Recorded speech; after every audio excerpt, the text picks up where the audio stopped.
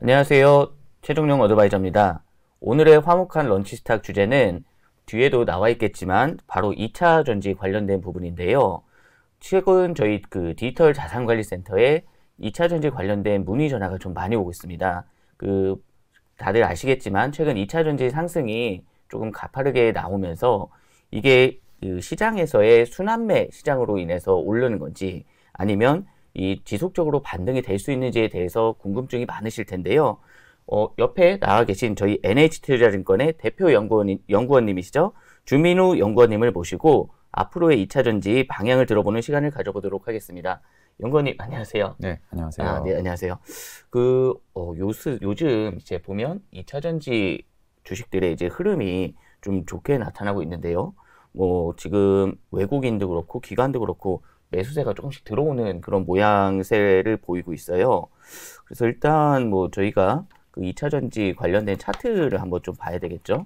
제가 이제 몇 가지 이렇게 이제 좀 띄워놨는데요. 에코프로비엠 흐름이고요. 그리고 LG 에너지 솔루션, 삼성 SDI, 그리고 포스코 퓨처엠, LNF, 그리고 에코프로 이렇게 쭉 보는데 이게 이제 빠르게 반등을 한 거는 1월 달부터 좀 반등을 한 게 있고 천천히 반등을 하는 것들은 2월 달부터 좀 반등을 하고 있는 상황이잖아요. 근데 지금 이 연구원님께서도 지난주에 쓰셨던 레포트 내용처럼 2차 전지 지금 사도 될까요? 이렇게 문의가 많이 오고 있는데 혹시 여기에 대해서 해주실 말씀 있으시면 조금 부탁드리겠습니다. 네. 저는 따라 사시라고 말씀드립니다. 네. 3월까지는 네. 2차 전지는 지금의 반등세가 유지될 거라고 저는 생각하고 있고요. 네. 2분기는 살짝 소강 국면에 들어갈 거라고 보고 있습니다. 그래서 상반기만 딱 놓고 봤을 때는 1분기는 반등, 2분기는 횡보, 저는 이렇게 좀 예상을 하고 있고 왜 제가 이제 1분기에 반등을 좀 보는지를 말씀을 드리면은 사실 2차 전지의 펀더멘탈 지표라고 할 수 있는 전기차의 월 판매 데이터라던가 아니면 리튬의 가격 동향이라던가 아니면 수출 데이터 이런 펀더멘탈의 지표는 사실 전혀 지금 개선되고 있지 않습니다. 그냥 작년에 어려웠던 고업황이 계속 지금 유지되고 있는 그런 상황입니다. 그런데 주가는 이상하게도 반등을 하고 있기 때문에 투자자분들이 좀 이제 혼동이 좀 오시는 건데 주가라는 게 꼭 현재를 반영하라는 법은 없죠. 주가는 항상 이제 뭔가 미래 것을 반영하게 되어 있는데 그럼 지금 주가가 뭔가를 지금 기대하고 있다는 소리거든요. 그럼 이제 뭘 기대하고 있느냐를 보면 바로 3월 5일 날 발표하게 될 유럽의 법안 하나에 지금 시장의 초점이 모아지고 있습니다. 3월 5일 날 유럽에서 이제 어떤 게 나오냐면 일명 이제 액션 플랜이라고 하는 법안이 3월 5일 날 발표가 될 텐데요. 이 액션 플랜이라는 것이 뭔지 조금 배경 설명을 제가 드리면은 그러니까 작년에 이제 유럽 OEM들이 굉장히 힘들었습니다. 이제 위에서는 테슬라에게 치이고 밑에서는 BYD에 치이면서 이 유럽의 레거시 OEM들이 경쟁력을 계속 지금 잃어가고 있는 상황인데 하필 올해부터 유럽에서는 CO2 규제가 강화가 되면서 벌금을 더 많이 내야 되는 상황에 처해 있습니다. 그러니까 이중고에 지금 이제 처해 있는 거죠. 유럽의 이 레거시 OEM들이요. 그렇기 때문에 이 유럽 의회 차원에서, 그러니까 유럽 정부 차원에서 이 자동차 업체들을 이제 구제해주기 위한 이제 종합 패키지 지원책을 내놓는 게 바로 이 액션 플랜이라는 거고요. 그래서 이 액션 플랜이라는 거는 비단 전기차 활성화 대책뿐만 아니라 자율주행 활성화라던가 규제 완화, 대출 확대 등의 이들을 돕기 위한 굉장히 종합적인 패키지가 나오는 거기 때문에 사실 굉장히 광범위한 법안이 나올 겁니다. 근데 이제 2차 전지 섹터 관점에서 이제 중요한 거는 저는 이날 이 패키지 안에 전기차 보조금이 포함될 거라고 저는 생각하고 있거든요. 확정할 수는 없지만 저는 애초에 이 법안 자체가 이들을 도와주기 위한 법안이라는 것을 감안해 봤을 때 일종의 보조금이 저는 나올 거라고 추정을 하고 있습니다. 아직 확정된 게 아니라 제 개인적인 추정이라는 걸 좀 말씀을 드리고요. 그렇게 되면 당연히 유럽의 전기차 수요가 촉진되는 데 있어서 하나의 기여가 될 거라고 생각하기 때문에 지금 시장은 이 부분에 좀 기대감을 가져가고 있는 과정이다 이렇게 보실 수가 있습니다. 일단은 그게 3월 5일이면 다음 주잖아요. 그러니까 얼마 남지 않았고 이런 부분 때문에 이제 이 1분기는 상당히 좀 좋게 보시는데 근데 뭐 전기차 투자를 하시는 분들은 다 알고 계시는 지금 이 미국에서의 그 이 보조금이 이제 폐지가 되는 뭐 그런 내용들이 있는데 이게 일각에서는 이제 폐지보다는 이 규모를 뭐 줄일 수 있다. 뭐 이런 내용들이 좀 나오고 있는 것 같아요. 혹시 뭐 요런 부분에 대해서도 뭐 그 이 설명을 해주시면 뭐 참고가 될 것 같아요. 네. 그 미국은 일단 이 7,500불이라는 보조금을 네. 폐지하려면요. 네. 트럼프가 말로 폐지할 수가 없습니다. 아시겠지만 네. 무조건 상원과 하원의 표결을 거쳐서야만 이제 폐지가 되기 때문에 네. 아마 상반기 중에 상하원의 표결 절차가 있을 겁니다. 그렇기 때문에 이게 폐지가 된다 안 된다 아무도 알 수 없지만 네. 지금 이제 공화당이 상하원 다수당을 차지하고 있다는 걸 감안해 봤을 때 폐지될 가능성이 높다 정도는 우리가 이제 추정을 해볼 수가 있겠죠. 네. 근데 만에 하나 표결을 했는데 폐지가 안 되고 그냥 축소 정도로 만약에 의견이 모아진다 라고 하면 이건 시장에서 굉장히 서프라이즈로 받아들일 가능성이 높습니다. 왜냐하면 저도 그렇지만 지금 대부분의 시장 참여자들은 하반기가 되면 이 7,500불은 아예 사라진다 라고 이미 가정을 하고 있기 때문에 이게 만약에 규모가 줄어든 채로 어쨌든 보조금이 계속 지급이 된다라고 해버리면 오히려 이거는 주가의 업사이드 리스크가 이제 유발되는 이슈이기 때문에 이거는 하반기에 좀 지켜봐야 되고 또 최근에 이제 어떤 움직임들이 좀 있냐면 미국의 OEM들이 대표적으로 이제 GM과 포드가 미국 정부에 이제 로비를 하는데 어떤 로비를 하고 있냐면 설령 하반기 때 이 7,500불이 폐지가 되는 결과가 나온다 손 치더라도요. 이거를 즉시 폐지하면 우리가 투자해 놓은 거에 대한 타격이 너무 크게 다가오니 이거를 3년에 걸쳐서 단계적 폐지를 하게 해달라라고 지금 요구를 하고 있기 때문에 이런 부분들은 이제 충분히 우리가 하반기에 이 좀 버퍼 요인으로 좀 생각해 볼 수가 있습니다. 일단은 이게 이제 뭐 계속해서 나오고 있는 이 보조금 관련된 이슈들은 뭐 또 이게 그 상승을 하는데 또 이제 좋은 효과로 좀 나타날 수 있는 상황이고요. 그럼 한 가지만 더 이제 여기서 여쭤볼게요.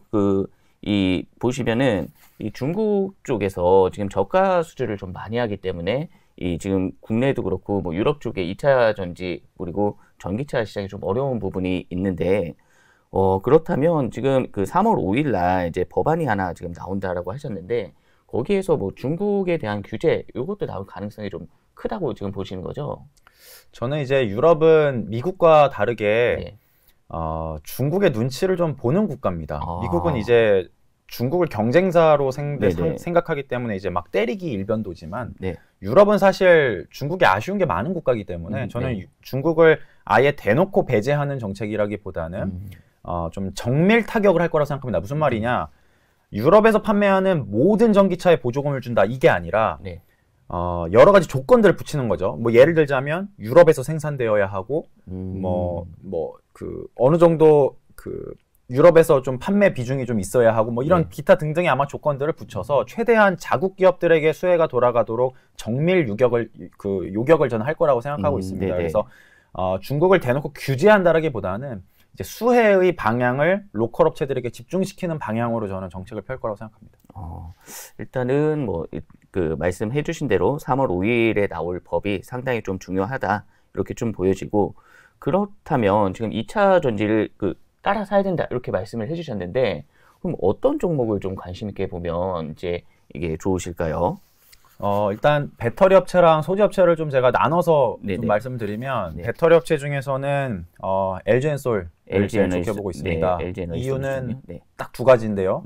첫 번째는 지금 어쨌든 이 시장의 기대가 유럽 시장을 중심으로 커지고 있다는 걸 감안해 보면 유럽향 판매 비중이 누가 높냐 이것도 이제 굉장히 중요한 하나의 투자 판단의 지표가 될 겁니다.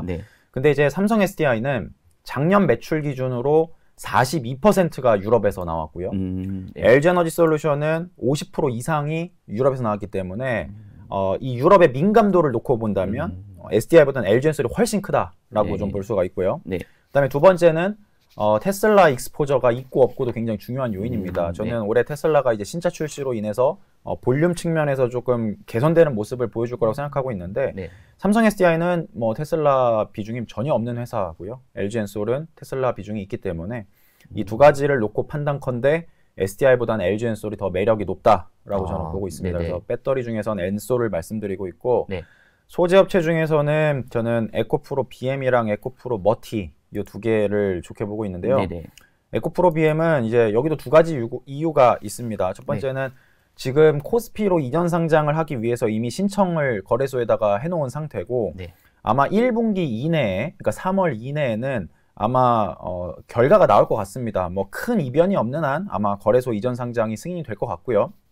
그렇게 되면 이 거래소 이전 상장에 따른 수급 효과들이 뭐 패시브나 뭐 연기금이나 이런 큰 이제 펀드들이 이제 그렇게 되면 이 에코프로 BM을 사야 되기 때문에 그런 수급 효과가 일단 있을 거다가 첫 번째고 두 번째는 지금까지는 이제 이 에코프로 BM에게 굉장히 큰 이제 그 악영향을 미쳤던 포드가 유럽에서 퓨마라고 하는 신차를 이미 출시를 했고 아마 올해 봄부터 딜리버리가 시작이 될 것 같습니다. 그렇기 때문에 이 리스타킹 효과로 인해서 에코프로 BM의 주요 양극재들 중에서는 1분기 실적이 제일 좋을 것 같습니다. 그래서 이 두 가지가 이유라고 볼 수 있고 에코프로 머티 마지막으로 말씀드리면 여기는 두 가지인데요. 첫 번째는 지금 이제 캡티브로 삼고 있는 에코프로 BM 외에도 이제 비캡티브 쪽 외판 비중이 계속 늘어날 것 같습니다. 작년 같은 경우는 외판 비중이 한 10%대에 불과했다면 올해는 50%, 내년에는 이제 50% 이상으로 외판 비중이 계속 커질 것 같습니다. 그러니까 이익의 질이 더 좋아지고 있다라는 소리고 두 번째는 지금까지는 이 전구체를 대부분 다 EV향으로만 했다면 이제는 로봇이나 ESS 등으로 이 어플리케이션이 다변화되는 부분도 포인트로 좀 챙겨보실 만할 것 같습니다.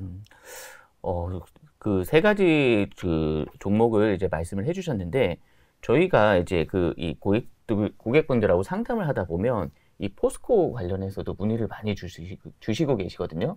혹시 뭐 포스코라든지 포스코홀딩스라든지 뭐 포스코 퓨처엠 이런 쪽은 조금 어떻게 보고 계실까요?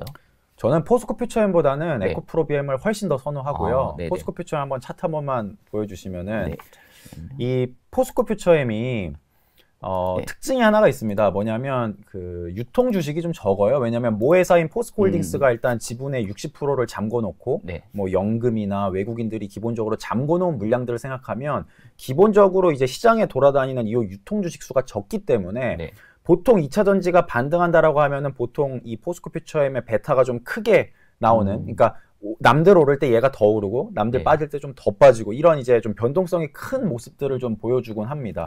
근데요, 그 펀더멘탈을 좀 보자면 이 수급의 효과가 다는 아니거든요. 근데 포스코 퓨처엠은 이 전방 시장의 70%를 미국 시장에 의존하고 있기 때문에 제가 아까 서두에 뭐라 그랬죠? 지금 유럽이 중요하거든요. 근데 포스코 퓨처엠은 그런 측면에서는 저는 포인트가 살짝 비껴져 있다고 생각하기 때문에 수급적으로 최근의 움직임은 굉장히 좋았으나 우리가 펀더멘탈까지 감안해 봤을 때는 포스코 퓨처엠은 조금 저는 아쉽다고 생각하고 있습니다. 일단은 유럽 쪽에서 매출이 많은 기업들로 이제 선정을 하시는 게 좋으실 것 같고요. 그러면 저희가 이제 여기까지 이렇게 얘기는 했는데, 이제 1분기까지는 이제 2차 전지 시장이 좋으실 거라고 전망을 하시는데, 그거에 뭐 3월 달까지 이렇게 보시는 건가요? 아니면 4월 초까지 이렇게 보시는 건가요? 좀 더 디테일하게 말씀드리면 3월 5일 날 이 법안이 나왔을 때 우리의 이제 그 판단은 어떻게 해야 되냐면 이 보조금의 규모가 중요합니다. 그러니까 예를 들어서 유럽이 작년까지, 그러니까 재작년까지 2023년까지는 이제 보조금을 줬거든요, 유럽이.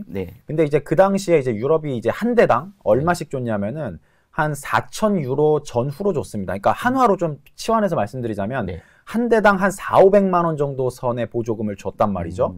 그렇기 때문에 만약에 이번 3월 5일 날 새롭게 나오게 된 이 보조금이 이 500만 원보다 더 많이 지급된다라고 하면 제가 볼 때는 시장에서 조금 서프라이즈로 받아들일 가능성이 크고요.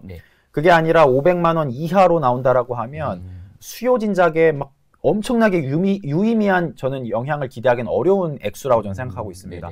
그렇기 때문에 이 500만 원으로 많게 주냐 적게 주냐를 가지고 저는 판단을 좀 해야 될 것 같고요. 참고로 지금 미국 같은 경우는 한 대당 7,500달러, 그러니까 한화로 약 1,000만 원 정도를 주고 있습니다. 만약에 이 정도까지 규모가 나온다라고 하면 이건 정말 큰 서프라이즈고 실제 아마 이 판매 진작에 큰 이제 도움이 될 거기 때문에 일단은 3월 5일까지는 이 기대감으로 반등이 이어질 것 같고 3월 5일 날 우리가 이 법안의 뚜껑을 까서 이 금액을 한번 확인한 뒤에 이 반등이 더 갈지, 멈출지, 빠질지를 3월 5일 날 우리가 좀 판단을 해야 될 것 같고요. 네. 아마 2분기부터는 이 보조금에 따라서 판매가 실제로 어떻게 찍히는지 이 펀더멘탈과 주가가 이제 수렴하는 국면으로 저는 접어들 거라고 생각하고 있습니다. 네. 일단은 이제 말씀해 주신 걸 들어보면 다음 주에 있는 3월 5일 그 법안 내용이 가장 중요할 것 같고요. 이렇게 쭉 설명을 해 주셨는데 이게 이제 이 고객분들이 좀 간단하고 명료하게 이제 요 포인트는 요거다. 이렇게 한번 한 2-3, 2-3줄 정도로 한번 간단하게 뭐 전략 정리를 해 주실 수 있으실까요? 지금 말씀드린 것 같긴 한데 네. 3월 5일까지 이렇게. 반등이 이어지고요. 네. 3월 5일 날 뚜껑을 까서 네. 더 갈지 횡보할지 빠질지 그러니까 3월 5일 날이 변곡점입니다. 3월 5일 전까지는 반등이 계속 이어지고 있기 때문에 2차전지를 평소에 사셨는데 망설이고 계신 분들이라면 전 지금이라도 사셔도 된다고 생각하고요. 네. 다만 3월 5일 날 우리가 재판단을 해야 된다는 점만 유의해 주시면 될 것 같습니다. 네.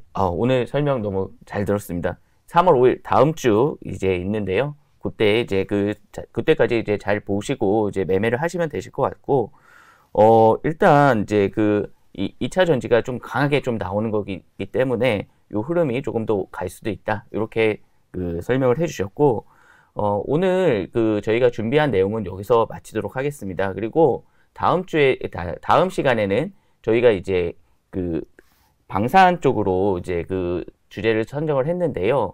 이제 뭐 언제 끝날지 몰랐던 러시아 우크라이나 전쟁이 이제 종전 분위기를 보이고 있는데 이런 상황에서 방산주의 흐름은 어떻게 갈지 다음 시간에 저희가 요거에 대해서 방송을 진행하도록 하겠습니다. 시청해 주셔서 감사합니다.